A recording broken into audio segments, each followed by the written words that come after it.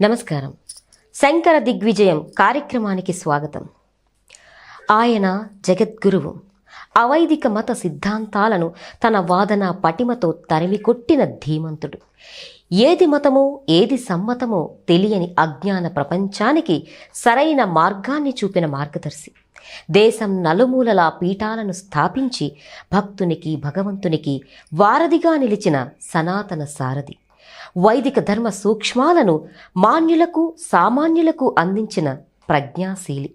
సాక్షాత్తు ఆ శంకరుడే భూమిపై వెలసి ఆదిశంకరుడై జ్ఞానభిక్షను ప్రసాదించిన మహాజ్ఞాని. మానవుడై పుట్టి లోకాన్ని తరింపచేసిన అసాధారణ సాధుమూర్తి.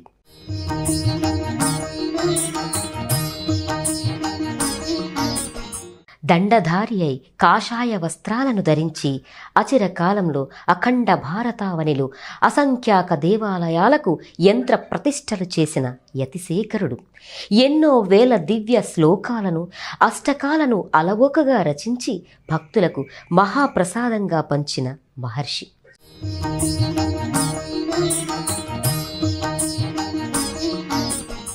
ఆయన జీవితం అమరం, ధన్యం. నేడు మనం నిత్యం పారాయణం చేసే ప్రార్థనలు శ్లోకాలు ఆయన సంకల్పం. అందుకే ఆయన జగద్గురువు. వారి దివ్య అవతార విశేషాల్ని మనకు దర్శింపచేయడానికి శ్రీ శ్రీ శ్రీ భారతీ తీర్థ మహాస్వామి చరణులు, శ్రీ శ్రీ శ్రీ విధుశేఖర భారతీ స్వామి చరణులు, ఆశీసుల సంపన్నులు, ప్రముఖ ఆధ్యాత్మికవేత్త, ఆర్ష విద్యా తపస్వి, శృంగేరి మహాసంస్థాన ఉభయ తెలుగు రాష్ట్రాల సంచాలకులు, ఆదిశంకరాచార్య భక్త సమాజ వ్యవస్థాపకులు, పసర్లపాటి శ్రీనివాస బంగారయ్య శర్మ గారు అనుగ్రహించి వేంచేశారు. వారికి స్వాగతం పలుకుతూ కార్యక్రమంలో శ్రీ ఆది శంకరాచార్యుల కథామృతాన్ని మనం అందరం ఆస్వాదిద్దాం.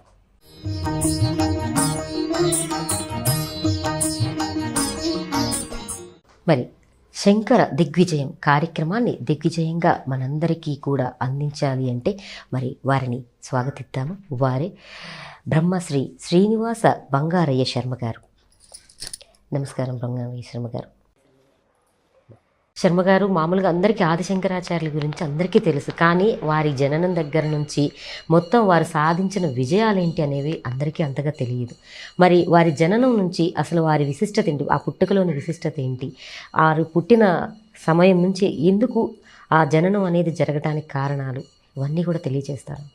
అసలు ముందు చాలా మంచి కార్యక్రమం. శంకర దిగ్విజయం ఆ మాట వినంగానే ఒంటి మీద నుంచి ఒక్కసారి రోమాలన్నీ నిక్కబడుచుకున్నాయి. ధన్యవాదాలండి. ఎందుకు అంటే యువకులు అసలు ఇంత పని 32 ఏళ్లలో మానవ మాత్రుడు చెయ్యొచ్చా? 32 సంవత్సరాలు ఎంత గొప్ప విషయం అమ్మా. 32 ఏళ్లలో ఒక వ్యక్తి జగద్గురు స్థానం మీద కూర్చోవడం ఊహకు అందుతుందా మనకి? శంకర మజిలీ కథలు వినే ఉంటారు. ఈ శంకర మజిలీ కథల్లో మజిలీ అంటే ఊహకందనటువంటివి, అసలు ఎవడి మానవ బుద్ధికి మానవ మేధస్సుకి సాధ్యం కానటువంటి కథల్ని ఆయన ఎంచుకున్నాడు. అందులో 5వ పుస్తకము శంకర విజయమే. అంటే శంకరుల చరిత్ర మానవ మేధస్సుకు అందదు. ఇప్పుడు దగ్గర దగ్గర 45 ఏళ్ళు భారతదేశం మొత్తము ఇవాళ తిరగడానికి కావాల్సినన్ని ఫ్లైట్లు ఉన్నాయి, ట్రైన్లు ఉన్నాయి, ఆర్థికమైనటువంటి ధనం ఉంది, వ్యవస్థ ఉంది, మనకు కావాల్సినవన్నీ ఉన్నాయి. ఏం తక్కువ? ఇలా అనుకుంటే అలా వెళ్ళిపోవచ్చు. నేను ఇప్పటికి అంత తిరగలేకపోయా. నేనేమిటి బాగా ఆర్థికంగా ఉండి ట్రావెల్ గైడ్లుగా ఉండి భారతదేశం అంతా ట్రావెలర్స్ కింద తిరిగేటటువంటి వాళ్ళు తిరగనటువంటి ప్రదేశాలు 50 ఏళ్ళు వచ్చినా ఇంకా చాలా మిగిలిపోయినాయి. మరి ఒక చిన్న శంకర భగవత్పాదాచార్యులు వారు ఆ కాలములో ఎడ్ల బండ్లు గుర్రబండ్లే చాలా విశేషం అనుకుండే రోజుల్లో అవి కూడా వాడకుండా యావత్ భారతదేశాన్ని ఒక్క ఉదుటున మొత్తం చుట్టారు. అంటే అసలు ఆయన ఎలా 3 సార్లు మొత్తం భారతదేశం తిరిగారు. తిరిగిన వాళ్ళు పోనీ ఏదైనా మన జీవితంలో ఇక్కడ ఒక గుడి కడితే అబ్బా నా జీవితం సార్థకమైందండి, నేను ఒక గుడి కట్టాను. భారతదేశంలో ఆనాడున్న పెద్ద పెద్ద గుళ్ళన్నిటినీ శంకర భగవత్పాదాచార్యులు వారు ఉద్ధరించారు. భారతదేశం అంటేనే గుళ్ళు, అవునండి, క్షేత్రాలు. అయితే ఎందుకు ఈ శంకరాచార్యులు వారి అవతారం రావాల్సి వచ్చింది? అవునండి. ఇవాళ మీరు ఈ కార్యక్రమం పెట్టడం వల్ల యువత నేర్చుకోవాల్సినటువంటిది టైం మేనేజ్మెంట్ ఇవాళ పెద్ద కోర్సు. అవునండి. 32 ఇయర్స్ లోపల మొత్తము అనుకున్న పనులన్నీ పూర్తి చేసి ఇంకా నాయనా నువ్వు చేయడానికి ఏం పని లేదు అని దేవతలు వచ్చి ప్రార్థిస్తే అవతారం చాలించారు శంకర్. ఈ కార్యక్రమాన్ని గనక ఏ యువత చూస్తారో, ఏ పెద్దవాళ్ళు చూస్తారో, ఏ పసిపిల్లల దగ్గర నుంచి చూస్తారో వాళ్ళందరికీ ఒక జీవితంలో నేర్చుకోవడానికి అవసరమైనటువంటి లక్షణాలన్నీ కూడా నిస్సంకోచంగా వస్తాయి. ఆయన సాధించిన విజయాలు, అది ఆయన గొప్పతనం. అది ఆదిశంకరాచార్యులు వారంటే. కొన్ని వేల మంది ఆచార్యులు కొన్ని వేల సంవత్సరాలు జీవించినా చేయలేనటువంటి పనిని ఆదిశంకర భగవత్పాదాచార్యులు వారు 32 ఏళ్లలో చేశారమ్మా. చాలా గొప్ప విషయం. 32 ఏళ్లలో. కాబట్టి అందుకని ఈ చరిత్ర వినాలి. ఎందుకు శంకర చరిత్ర వినాలి అంటే, ఓ మనిషి బతికిన వాడు వాడి టైం మేనేజ్మెంట్ ఎలా చేయాలి, ఇచ్చినటువంటి టైంలో వర్క్స్ని ఎట్లా పూర్తి చేయాలి, చేసినటువంటి పనులు ఎంత క్లాసిక్గా ఉండాలి, ఎన్ని వందల వేల సంవత్సరాలైనా వాటి గురించి జనాలు చెప్పుకుండేట్టుగా ఉండాలి. ఇదంతా 32 ఇయర్స్. భూమి ఉన్నంత వరకు కూడా ఆయన శాశ్వతంగా ఉంటారు, సూర్యచంద్రులు ఉన్నంత వరకు. కాబట్టి అంత మహత్తరమైనటువంటి చరిత్రని ఇవాళ మనం ఆరంభం చేసాం. ఆరంభమే చాలా మంచి ప్రశ్న వేసాం. అసలు శంకరులు పుట్టడానికి అవసరం ఏమిటి? హాయిగా ఉంది కదా. అంటే మనకి భారత యుద్ధం జరిగింది. కృష్ణ పరమాత్మ అర్జునుణ్ణి తీసుకొని ఈ పంచపాండవులు అనేటటువంటి వాళ్ళందరినీ పెట్టుకొని దుష్ట శిక్షణ అనేటటువంటిది ఆయన చేశాడు. ఆయన చెప్పాడుగా, పరిత్రాణాయ సాధూనాం వినాశాయ చ దుష్కృతాం ధర్మ సంస్థాపనార్థాయ సంభవామి యుగే యుగే అన్నాడుగా కృష్ణ పరమాత్మ. ఆనాడు ఆయన మొత్తము రాక్షస ముక్కలన్నిటినీ చీల్చి చెండాడాడు. చెండాడిన తర్వాత కలికి వరం ఇవ్వబడ్డది. కలికి ఇచ్చినటువంటి వరము ఇక కలియుగ ఆరంభము. అంటే కృష్ణ పరమాత్మ యొక్క అవతారం చాలించటమే కలి భూమి మీదకి రావడానికి అవసరమైనటువంటి కాలం. కలి వచ్చాడు. ఈ కలి ప్రవేశించి పరీక్షిన్ మహారాజు కంటపడ్డాడు. పరీక్షిన్ మహారాజు నిబ్బరంగా కలిని ఎదిరించాడు. అయ్యా నాకు ఒక 5 స్థలాలు ఇవ్వు నేను బతకడానికి. వేశ్య గృహాల్లోకి అయితేనేంటి, అలా తిరిగేటటువంటి స్త్రీల దగ్గర అయితేనేంటి, మద్యమునందు కానీ లేకపోతే బంగారము పట్ల కానీ ఇలా మోజు కలిగేటటువంటి పదార్థాల్లో నన్ను ఉంచు ఆ ప్రదేశాల్లో సరే అన్నారు. ఆయన మెల్లిగా ప్రవేశించాడు. కలి ఆరంభం అవటమే పరీక్షిన్ మహారాజు గారు వారికి కాలం చేయాల్సి వచ్చింది. అయిపోయింది. మరి ఇప్పుడు కలి వచ్చాడుగా. కలి వచ్చాక కలి చేసేటటువంటి మొదటి పని ఏమిటి అంటే, వేదము భారతదేశంలో బలంగా ఉన్నంత దాకా కలి ప్రవేశం చాలా కష్టం. వేదం ఉంటే అగ్నిహోత్రాలు అవుతూ ఉంటాయి, అగ్ని కార్యాలు జరుగుతూ ఉంటాయి. ఈ అగ్నిహోత్రాలు యజ్ఞయాగాదులు జరిగేటటువంటి చోటుకి కలి రావడం చాలా కష్టం. అంతటి శక్తి మహత్యం అనేది ఉంది, చాలా విశేషమైనటువంటి. కాబట్టి ఆ యజ్ఞయాగాదులు అనేటటువంటివి ఎక్కడ చేయాలి అని బ్రహ్మదేవుడిని అడిగితే నైమిషారణ్యంలో చేసుకోండి అయ్యా అంటారు. మన కథలన్నీ ఏకదా నైమిషారణ్యే అనే ఆరంభమవుతాయి. సరే, చక్కగా బ్రహ్మాండంగా ఋషులు కూర్చొని రకరకాల కథలు చెప్పుకుంటూ ఉంటే మెల్లిమెల్లిగా అన్ని ప్రాంతాల్లోకి కలి వ్యాపించింది. వ్యాపించి బయట దేశాలలో ఉండేటటువంటి వాళ్ళు ఈ సనాతన ధర్మం మీద దాడి లోపలికొచ్చి చేయటం ఆరంభించారు. భారతదేశంలో క్షాత్రం నశించింది. భారతదేశంలో క్షత్రియులు అనేటటువంటి వాళ్ళ శక్తి బలహీనమైంది. మళ్ళీ భారతదేశానికి క్షత్రియ బలము చాలా అవసరం. ఇవాళ ఆ క్షాత్రము తగ్గింది. విదేశీయులు లోపలికి వచ్చారు, దండయాత్రలు చేశారు. ఈ చేసేటటువంటి సందర్భంలో మన సంపదని మొత్తాన్ని కొల్లగొట్టి చెట్టుకి పుట్టకన్నీ చేశారు. ఇదంతా చూసి బాధపడ్డటువంటి వాళ్ళు బుద్ధుడు కానీ మిగతా వాళ్ళందరూ ఆయన అవతారం ఎత్తి నాస్తికవాదాన్ని చెప్పాడు. నాస్తికం అంటే వేదం అసత్యం అని చెప్పాడు బుద్ధుడు. నాస్తికో వేద నిందక. వేదాన్ని ఎవరు నిందిస్తారో వాళ్ళు నాస్తికులు. వేదము ఎవరు ప్రథమమైంది అంటారో వాళ్ళు సనాతన ధర్మాన్ని నమ్మేవాళ్ళు. ఈయన వేద నింద చేసేసి అహింస పరమో ధర్మ అని చెప్పి మొదలుపెట్టారు. సంఘం శరణం గచ్చామి, బుద్ధం శరణం గచ్చామి అని చెప్పడం మొదలుపెట్టారు. ధర్మం శరణం గచ్చామి. ధర్మం ఎక్కడ దొరుకుతుంది? వేదంలో దొరుకుతుంది. వేదం అసత్యమనంగానే ధర్మము శరణమన్నా కూడా ధర్మం దొరకదు. దాంతో నాస్తికవాదం పెరిగిపోయింది. వేదాన్ని నిరాకరించటం మొదలుపెట్టారు. ఇక ఏం చేయాలో అర్థం కానటువంటి పరిస్థితుల్లోకి అంతా వచ్చి భూమాత బాధపడటం మొదలుపెట్టింది. అయ్యా, మరి ఇన్ని సంవత్సరాలు అయిపోయింది, ఎక్కడ చూసినా ఇది పరిస్థితి అని. అంతా కలిసి దేవతలందరూ వెళ్ళి ఋషులందరూ అయ్యా ఇది పరిస్థితి అని పరమేశ్వరుడితోటి మొరబెట్టుకున్నారు. పెట్టుకుంటే ఏం పర్లేదయ్యా, దక్షిణామూర్తి స్వరూపమైనటువంటి నేను ఆదిశంకర భగవత్పాదాచార్యుల వారిగా భూమి మీద అవతరిస్తాను. కొద్ది కాలంలోనే నేను చేయాల్సిన పనులన్నీ చేస్తాను. ఈ మధ్య పెద్ద పెద్ద ఆచార్యుల వారు వంకబెట్టడం మొదలుపెట్టారు. 32 ఏళ్ళు అంటే ఎంత, చాలా కొద్ది వయస్సు అని.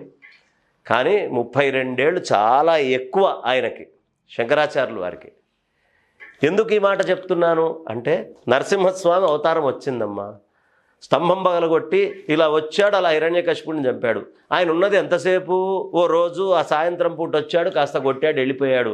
అవతారం తీరినట్టు అంటే తీరినట్టే. ఎప్పుడు మహాత్ములు అవతార పురుషుల్ని కాలంతో మనం చూడకూడదు, ఎంత కాలం ఉన్నారు అని, ఎంత ఇంపాక్ట్ వాళ్ళు క్రియేట్ చేశారు అనేది తెలియాలి.